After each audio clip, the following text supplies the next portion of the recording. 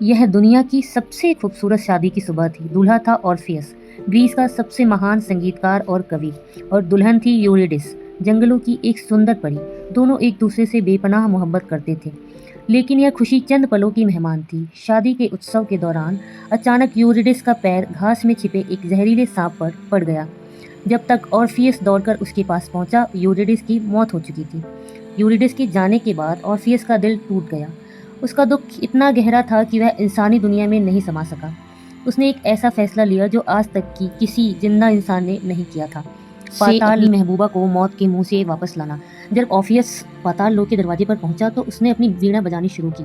उसके संगीत में इतना दर्द और मिठास था कि पाताल के रखवाले 3 सिर वाले खूंखार कुत्ते सरवरस शांत होकर बैठ गए। नदी पार कराने वाला नाविक भी उसकी धुन सुनकर मुफ्त में उसे नदी पार ले गया। ऑर्फियस पाताल लोक के राजा हेडिस और रानी परसेफोनी के सामने पहुंचा। उसने गाते हुए अपनी यूरिडिस की अधूरी मोहब्बत का हाल सुनाया। उसके संगीत का असर इतना गहरा हुआ कि पूरे पाताल लोक में सन्नाटा छा गया। जिन पापियों को अनगिनत सजाएं मिल रही थी, वे भी रो पड़े। यहाँ तक कि पाताल के कठोर राजा हेडिस का दिल भी पिघल गया।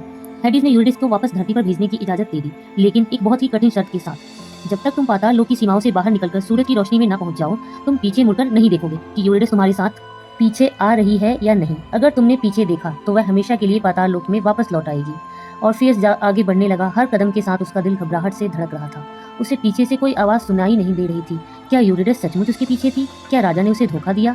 ऑर्फियस का सब्र जवाब देने लगा। जैसे ही उसने पाताल लोक के दरवाजे को पार किया और सूरज की पहली किरण उस पर पड़ी, वह अपनी घबराहट पर काबू नहीं रख पाया और उसने पीछे मुड़कर देख लिया। यूरिडिस अभी भी पाताल लोक के अंधेरे में ही थी। ऑर्फियस की आंखें उससे मिली और पलक झपकते ही यूरिडिस हमेशा हमेशा के लिए पाताल लोक के अंधेरों में गायब हो गई।